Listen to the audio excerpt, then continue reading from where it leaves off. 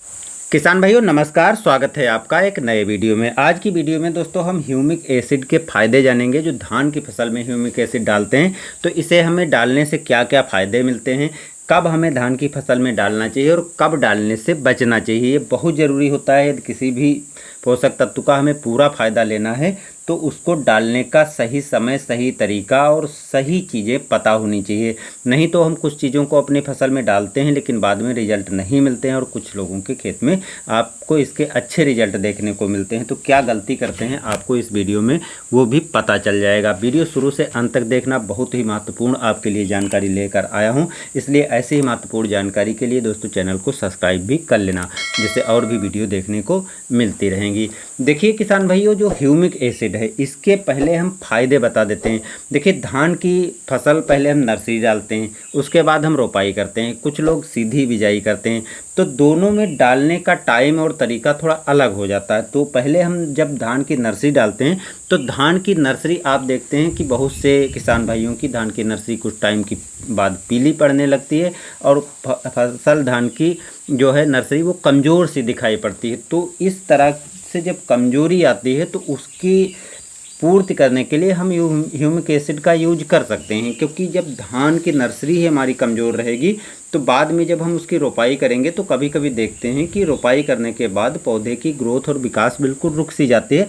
तो नर्सरी में आप जब धान की नर्सरी डालें उसके 10 से 12 दिन पर जब आप उर्वरक डाल रहे हो उस टाइम पर आप लिक्विड का स्प्रे कर सकते हैं या उर्वरक के साथ मिला करके भी इसको डाल सकते हैं, जिससे आपकी धान की नर्सरी काफ़ी अच्छे से ग्रो करेगी। अब हम इसके फ़ायदे जानते हैं। उसके बाद जब आपकी धान की नर्सरी के अतिरिक्त जब रोपाई कर चुके होंगे तब हमें किस टाइम पर डालना चाहिए वो भी हम बाद में बात करेंगे।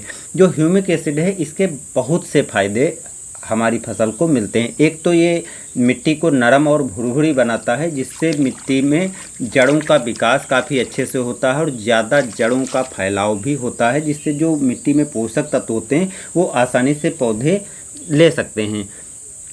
दूसरा फायदा है पौधे में प्रकाश संश्लेषण की क्रिया को ये बढ़ाने में हेल्प करता है, जिससे पौधा हरा रहता है और हरित लवक की मात्रा जब बढ़ जाती है तो पौधे का अच्छी तरह से ग्रोथ और विकास भी होना चालू हो जाता है। तीसरा फायदा है कि उर्वरा शक्ति जो मिट्टी में होती है उसको बढ़ाने का कार्य करता है। यानी जो मिट्टी में उर्वरा शक्ति होती है वो इधर उधर फैली होती है, जो जड़ होती हैं वो ज़्यादा दूर तक जब फैल जाती हैं तो उर्वरा शक्ति को ये बढ़ाने में भी हेल्प करता है और पौधे तक पहुँचाने में भी हेल्प करता है। अगला फायदा है कि पानी धारण करने की क्षमता को बढ़ाता है, क्योंकि धान में वैसे भी पानी की आवश्यकता ज़्यादा होती है। तो हम कभी कभी देखते हैं कि सिंचाई कर देते हैं और बहुत जल्दी पानी की कमी हो जाती है। तो अगर आप ह्यूमिक एसिड का प्रयोग अपनी धान की फसल में कर लेते हैं तो पानी धारण की क्षमता बढ़ जाने के कारण जो है लंबे समय तक आपके खेत में नमी बनी रहती है, जिससे पानी की आवश्यकता भी पौधे को कम पड़ती है। अगला फायदा है कि ह्यूमिक एसिड अगर आप देते हैं तो मिट्टी में मौजूद पोषक तत्वों को जड़ों के माध्यम से पौधे तक पहुंचाने में काफ़ी हेल्प करता है, जिससे पौधे की अच्छी तरह से ग्रोथ और विकास होती है। अब जड़ों का जब समुचित विकास होगा तो निरंतर समुचित विकास होने के कारण कल्लों का फुटाव भी काफ़ी बेहतर होता है। तो हम कह सकते हैं कि जो कल्लों की संख्या कम होना ये कारण रहता है, जिससे पौधे में जो है कल्लों की संख्या इतनी नहीं बन पाती है। तो ह्यूमिक एसिड का यूज करने से कल्लों का फुटाव भी आपके धान की फसल में ज़बरदस्त होता है। तो ये काफ़ी ढेर सारे फायदे हैं, तो इसलिए आपको ह्यूमिक एसिड का प्रयोग करना चाहिए। अब ह्यूमिक एसिड का यदि हम प्रयोग करना चाहें तो किस तरह से हमें प्रयोग करना चाहिए जिससे पूरा फ़ायदा मिल जाए। देखिए किसान भाइयों, जो ह्यूमिक एसिड होता है वो ऑर्गेनिक तत्व होता है, जो आपको मार्केट में जेल के रूप में, लिक्विड के रूप में, तरल के रूप में और दानेदार के रूप में आसानी से मिल जाता है, जो बहुत सी कंपनियां बनाती हैं और उसको हम अपने हिसाब से, जिस हिसाब से हमें यूज करना है उस हिसाब से यूज कर सकते हैं। जैसे जेल हो गया, लिक्विड हो गया, तरल हो गया।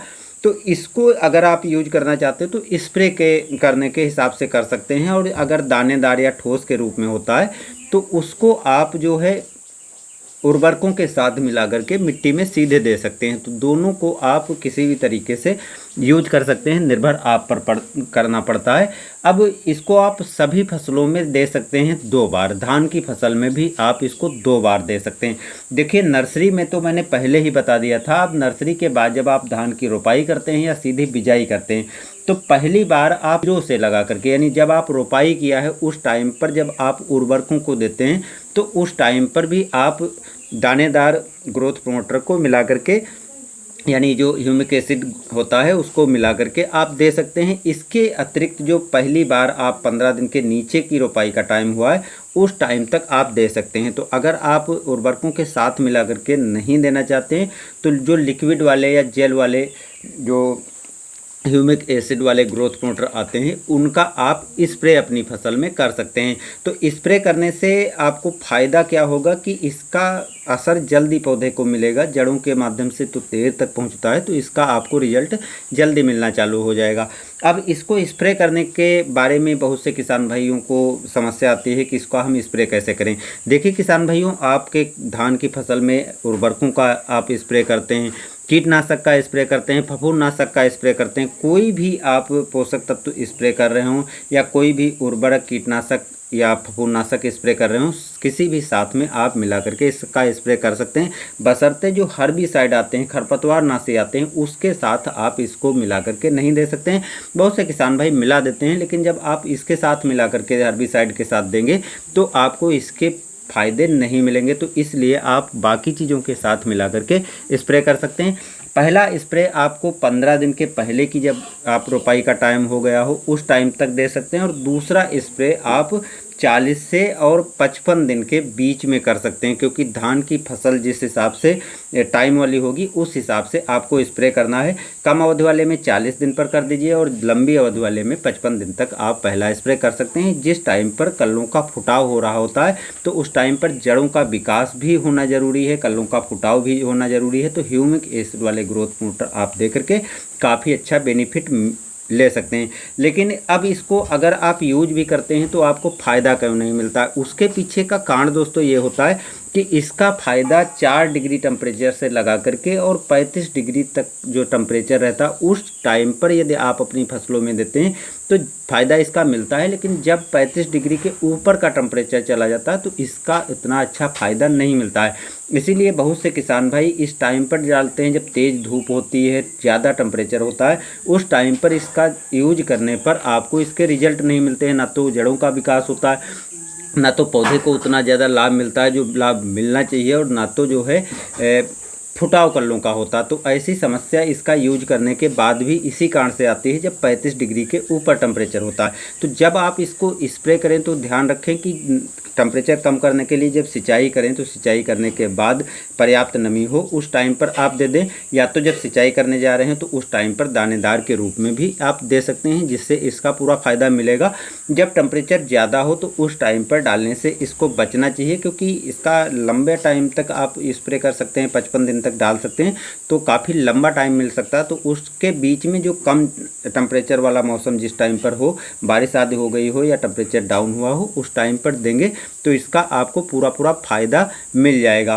तो उम्मीद करता हूं किसान भाइयों आपको इसके फ़ायदे के बारे में और इसको यूज करने के बारे में पूरी जानकारी मिल गई होगी। अगर आपको कुछ भी फिर भी डाउट है तो आप कमेंट करके पूछ सकते हैं, हम पूरी तौर पर बताने में आपकी हेल्प करेंगे। तो बस दोस्तों, मिलते हैं नई जानकारी के साथ नए वीडियो में। धन्यवाद।